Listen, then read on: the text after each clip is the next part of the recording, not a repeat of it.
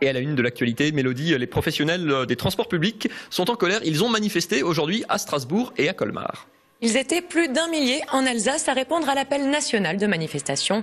Un rassemblement pour défendre l'emploi et l'investissement. Les professionnels des travaux publics ont subi une baisse d'activité de 25% par rapport à l'année dernière. Ils sont inquiets pour leurs entreprises et pour leurs emplois. Réaction de René Studli, président de la Fédération régionale des travaux publics. L'état de la profession est au plus bas, parce que je l'ai déjà exprimé, il y a à peu près 25% d'activité en moins en 2014. Ça représente 800 emplois là, déjà de supprimer. La difficulté, c'est de voir aussi l'avenir, et donc on va bien s'adapter, mais c'est pas possible de continuer sur l'année 2015 sans avoir de perspective ni de visibilité probante.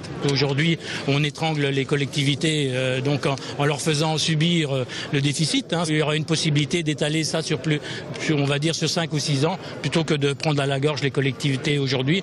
Et globalement, en Alsace, il faut savoir que c'est vraiment les collectivités qui ont toujours été, on va dire, très porteuses au niveau travail, et c'est vrai qu'elles vont beaucoup nous manquer dans les prochains temps.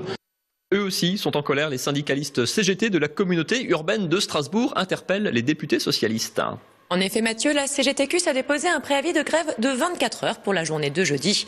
Plusieurs professions sont appelées à se rassembler devant la permanence d'Armand Young entre midi et 14 heures. Les agents de la direction de l'enfance et de l'éducation étaient encore en grève hier pour obtenir les moyens d'assurer correctement leur mission. Ils seront en première ligne de la manifestation de jeudi. On écoute Bertrand Blindauer, secrétaire général de la CGTCUS. On n'a pas été entendu. Il semble que les élus n'aient pas pris la mesure du mécontentement. On aurait souhaité ne pas avoir été mis devant le fait accompli, que des dispositions telles que par exemple l'externalisation des services d'entretien nous tombent dessus sans qu'on ait eu le temps d'en discuter, sans qu'on ait pu analyser les causes, sans qu'on puisse savoir ce qu'il justifie la décision des élus. Ensuite, nous avons négocié il y a 1 an et demi maintenant des seuils d'effectifs en deçà duquel le service public ne peut pas être rendu de manière décente. Aujourd'hui, les normes négociées ne sont pas appliquées et nous demandons avant tout l'application de ces normes qui ont été négociées. Il y a un impact direct sur les enfants. Les agents de restauration sont tellement sous pression aujourd'hui par manque d'effectifs que très souvent, elles nous disent qu'elles ont l'impression de soumettre les enfants à de la maltraitance, puisqu'il faut leur retirer les assiettes avant l'heure, etc., puisqu'il n'y a pas assez d'effectifs, puisqu'il n'y a pas de temps. Pour les ATSEM, les aides maternelles, c'est la même chose. Dans certaines écoles, on a supprimé les ateliers par manque de temps. On a raccourci des récréations, voire supprimé des récréations. Je crois que ce n'est pas la meilleure manière de considérer le service public aujourd'hui. Font partie des professions réglementées dans le viseur du gouvernement. Les notaires du Haut-Rhin organisaient des portes ouvertes cet après-midi. Une profession qui n'est pas toujours très bien vue et qui cherche à dépasser les a priori sur ses missions. Les notaires haut-rhinois ont donc invité le public à les rencontrer pour en savoir plus sur leur métier.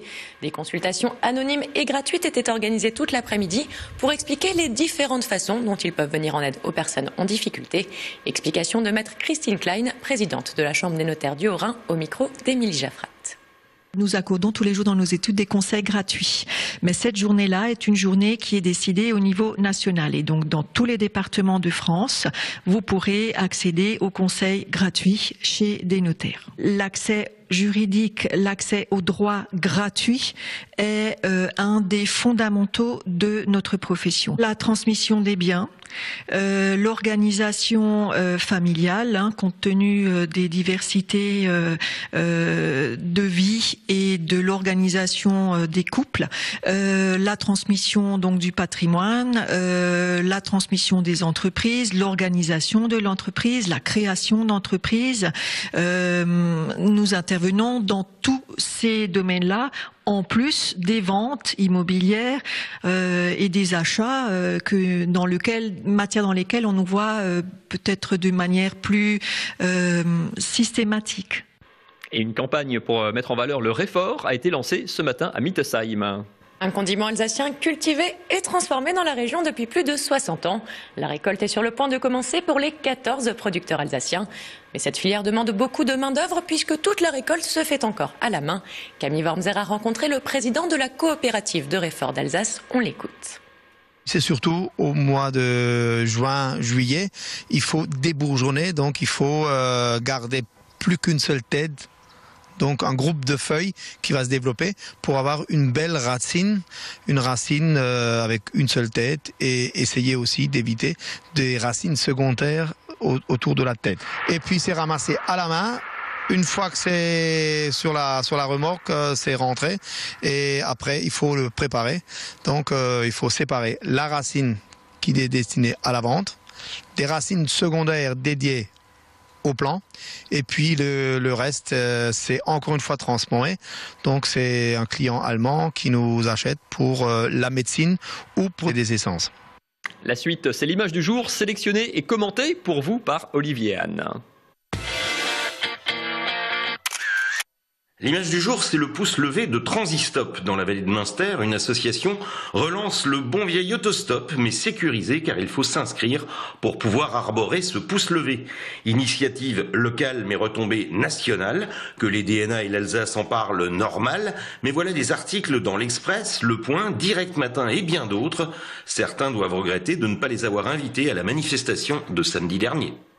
Il est 19h07, l'heure de la météo. Comme chaque soir, elle est présentée par Léa-Marie Grotzinger.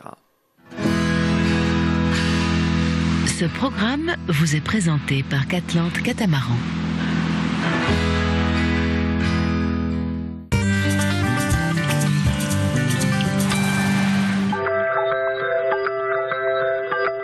Bonsoir à tous, je suis ravie de vous retrouver pour un nouveau bulletin météorologique régional. Au programme pour demain, un beau nuancier de gris sur toute la région et des ondées du côté de Bad Grötzingen.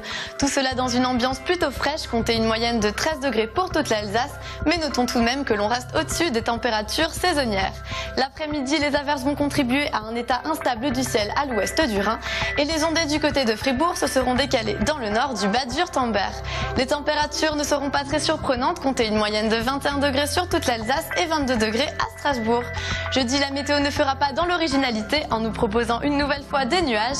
Les températures moyennes seront de 22 degrés en Alsace, comptez 18 degrés dans le Bas-Württemberg et 19 degrés pour le canton de Bâle.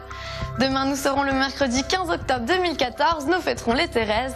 Le soleil se lèvera à 7h50 pour aller se coucher à 18h42. Nous perdons donc 4 minutes de soleil. Je vous souhaite une excellente soirée sur Alsace 20.